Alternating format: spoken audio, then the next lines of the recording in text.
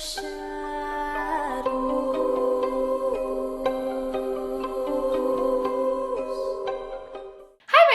it's Hailey, Reese, and I hope that you guys are having a fantastic morning, afternoon, night, whatever it is for you. When today's video finally reaches you, you guys, I am so excited. So initially, I thought about having a video in between my last video and this video because today's video is part 2 to my last video, but I don't have the patience to wait to find out what happens next and to continue off of my previous video. So I just had to come back, hang out with you guys, and read the updates because you guys, we don't have just one update, we have 2 updates, which is what I was hoping for, but I'm so excited that that's the case. For those of you who have yet to watch my previous video, I will have it linked down in the description. Make sure you watch that video first and then join us back here on this video, because you want to be all caught up to speed. But you guys, I am so curious to hear what's happening, what the update is, and I have not pre-read any of it. So we are going to be reacting to it together. Now, with that being said, this is solely a reaction video. This is not my experience. This is not my story. I will have a link down in the description that will take you over to the forum where the story was posted initially. I do not claim any rights to this, but I always love to read and react to people's experiences, and you guys enjoyed it so much the last time around that I couldn't do it without you. So with that being said, let's dive right on into this. I'm not sure if it's a coincidence or if it's just luck of the draw, but it's pretty gloomy today as well, like it was last time around, and I feel like it was just destined to be read here today. So with that being said, sit back, relax, maybe turn a light on, and let's get into this continuation of my previous video. All right, so we previously read part 1 and 2. There was already a part 3, but I saved it in hoping that another part would be posted, and another part was.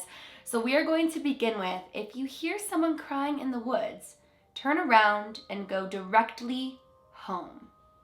3.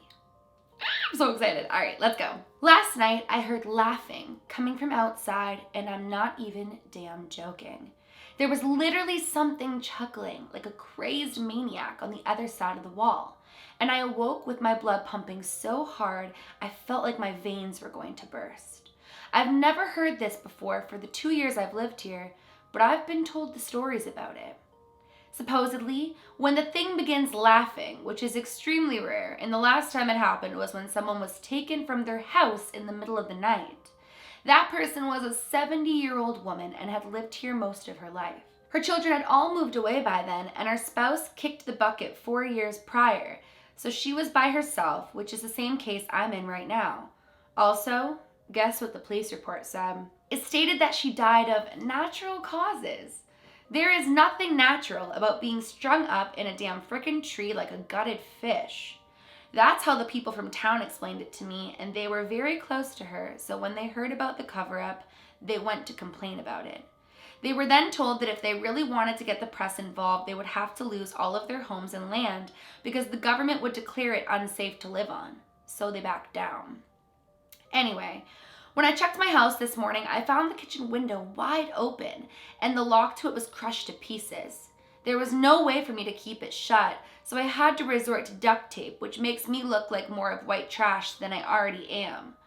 I looked at the back of my house where I found the scratching previously, but nothing had changed since the day before, except for the pine needles being all stirred up. I decided to follow where it looked like something had dragged their legs through the needles, and it led to my window. I looked through it, and there was a small crack in the blinds, which allowed a perfect view of my pillow where I rest my head at night.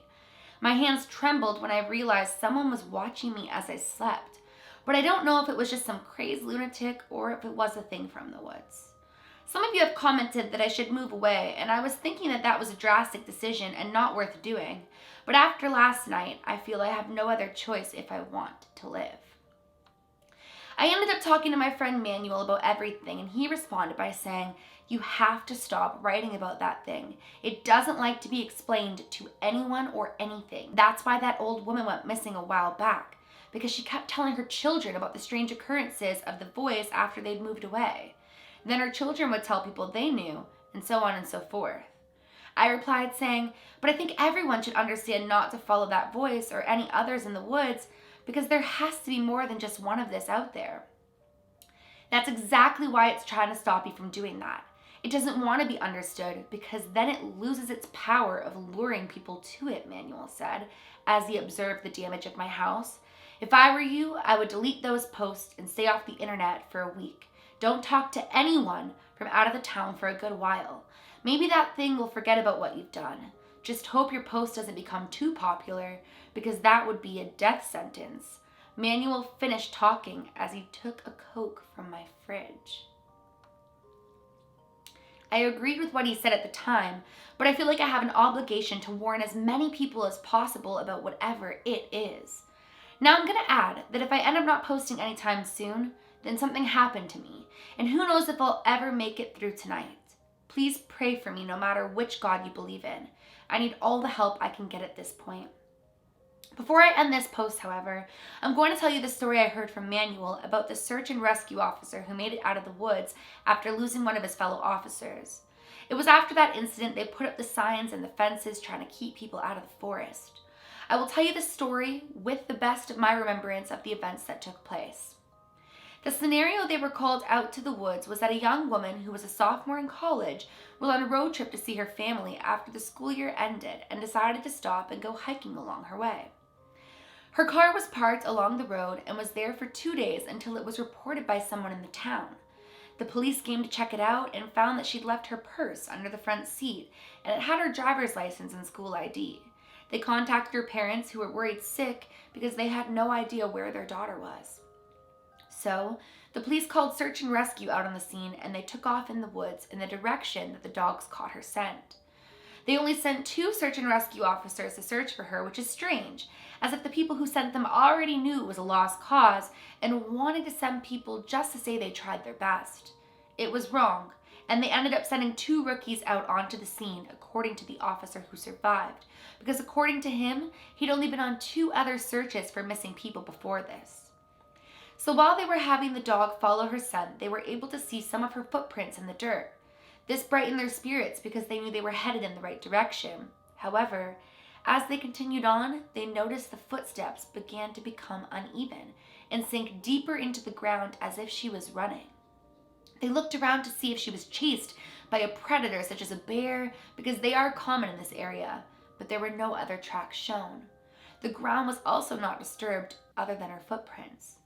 The rescue officers were wondering what had caused her to run so frantically, and that's when the dog yanked on the leash as it barked at a nearby tree.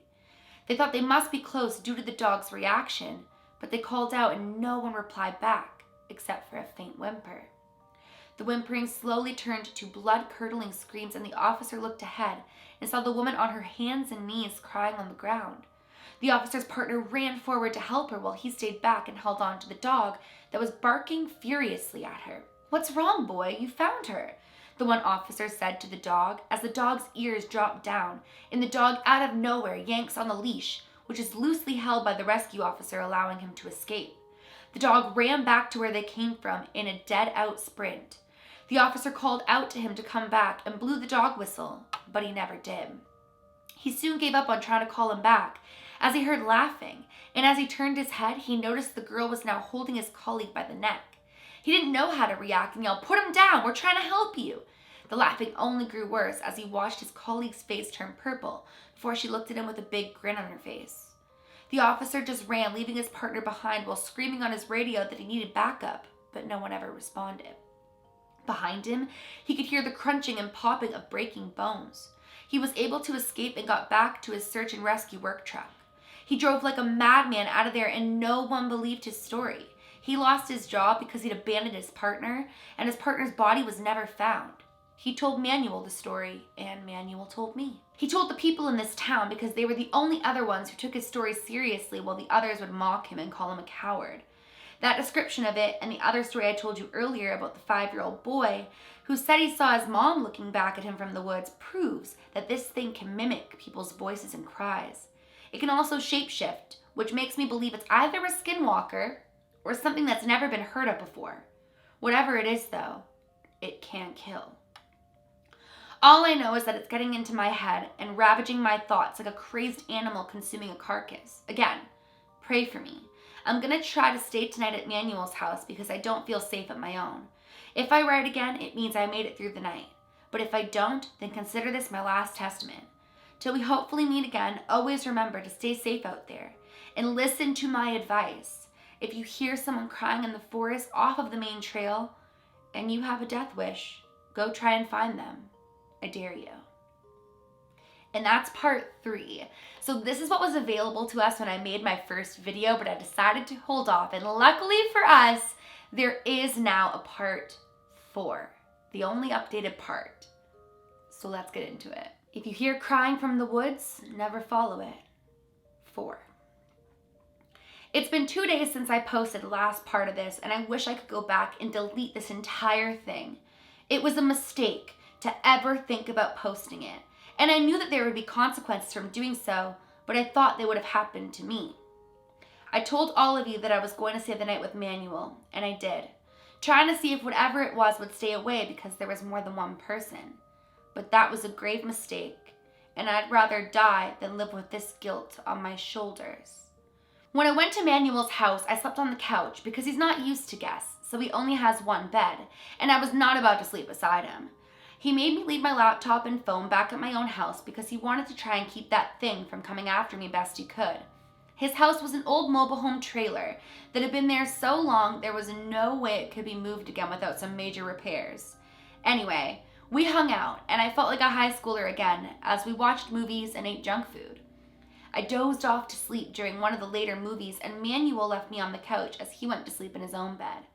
Hours go by, and I can soon hear something very lightly brushing the side of the trailer house. My head bobbed up from the couch, and I swiftly grabbed a kitchen knife and slowly gazed out of the window. In the darkness, I saw 2 yellow eyes stare at me. My heart kicked into overdrive as it came closer to the mobile home, and its eyes seemed to drop with every step until whatever it was stepped into the light that Manuel left on outside. It was a black cat, and I blew a sigh of relief until I remembered that no one had a cat that lives in the town. At least not since the old woman had died and her cat was found hairless on the floor in her home that she was dragged out of, as if something had skinned it. I kept my eyes on the cat while trying my best to avoid its gaze. Just barely peeking through the side of the window, I saw the cat's skin begin to tear apart as it grew larger in size and indescribable hideousness. Its skin was ragged and torn, and it was no longer a cat but an eerie-looking man hunched over on all fours. I watched in horror as he crawled to Manuel's bedroom window, and it sounded like it was clacking its teeth together. I jumped back from the window as its head darted to where I was watching it from. I wanted to warn Manuel, but I felt like if I did, we would both die. So I ran to a nearby closet, hid in the back of it, covering myself with the jackets and shirts that dangled down from the hangers. From the outside, I could hear it breaking the lock to the window, probably the same way it broke mine. Soon, I heard the creak of the window as it opened, and I was trying my best not to think about it. I tried to think about my family members, friends, the old high school glory days, as its crawling creaked the old fake wooden floor. I could hear it edge closer to where I was with its sniffing, and the occasional snort. It started to make a sound from the back of its throat that sounded like nothing I've ever heard before and since. My body shook due to how aggressive the sound waves coming from it were. The closet door began to slowly creak open, and I was on the verge of crying, wishing I never wrote these posts. It started to inhumanely chuckle as it could sense my fear while its disfigured hand grabbed my ankle with a powerful grip. My bone felt like it could snap at any moment. It was then Manuel slammed open his bedroom door with a rifle in his hand. "Go back to the pits of hell," he screamed as he fired off rounds to the side of it. It let go of my ankle as its head twisted 360 degrees to where Manuel stood at his bedroom door. It sat there, gazing at him as he fired shot after shot into it, but it never moved. Manuel soon ran out of ammunition, and the thing just sat there staring him down. It was as if they were in a staring contest. Manuel started to turn around to grab his handheld pistol, but that's when it pounced on him with such swiftness it was as if it teleported. "Run! Forget me!" Manuel screamed at me as the thing began to dig its disfigured fingers into his back smooth as butter. I threw the knife at it and ran for the door, but it seemed as if it didn't care for me anymore. As soon as I got out of the mobile home, I didn't know what to do, so I hopped in my car, started the engine, and swerved onto the road, driving as fast as I could until I saw the Jeffries home off to the side. Pulled into their driveway screaming and calling for them to come out, but then remembered that they wouldn't respond, so I banged on their door. Mr. Jeffrey opened it with one hand and held a shotgun in the other. I explained to him everything that went down and told him that we needed to go back and help Manuel, but he took his hand and placed it on my shoulder and said somberly, "It's no use. He's already gone by now." I didn't know how to respond because he was my best friend, and if Mr. Jeffrey wasn't going to help me, I was going to have to save him all by myself. But when I got back to Manuel's mobile home, there was no sign of him or the beast. All that was left was a blood trail leading into the woods. I was about to follow it, but then I thought that if I went and got myself killed, he would have died in vain for trying to save me. So I got back to my car and just cried till the sun came up. All of the families gathered around Manuel's house because they heard everything that went on, but never even tried to save him.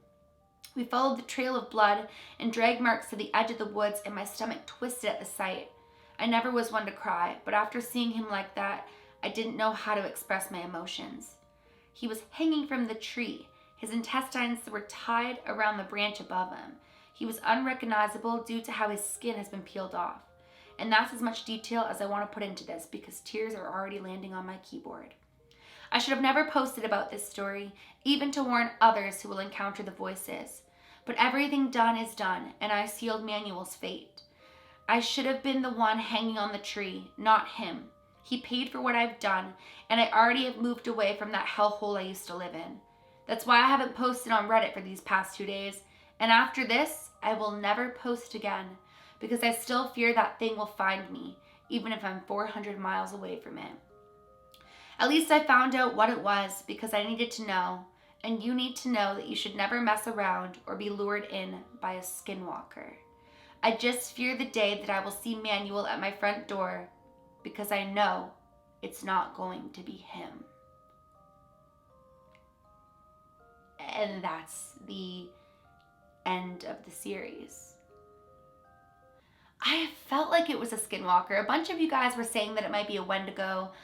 There was a bunch of other comments too, but I guess he came to the conclusion that it was in fact a skinwalker. That's how I feel, Blue. What the heck do you guys think of that ending? What did you think of this 4-part series? I want to know in the comments below, and I want to hear each and every one of your thoughts. Nonetheless, this hooked me in from start to finish, although I'm not entirely convinced that's the end, but as of right now, it is. Thanks for reading this with me, you guys. Like, thank you for reacting to this with me. Like I said, on gloomy days, really enjoy reading through scary encounters and scary stories, and to do it with you guys when I find different series that intrigue me is amazing. So thank you so much for that, and please do not forget to let me know all of your thoughts because I love to read through all of the comments. Even if I don't respond to every single one, I love reading through all of your theories. So please make sure that you do that, and that is it for today's update video. If you guys are new to my channel or you are just not yet subscribed but you do enjoy my videos, I would really love and appreciate it if you would go ahead and click that subscribe button, and please give this video a big thumbs up if you did enjoy it. Remember, my loves, do all things with kindness, and until next time, I love you. Stay safe.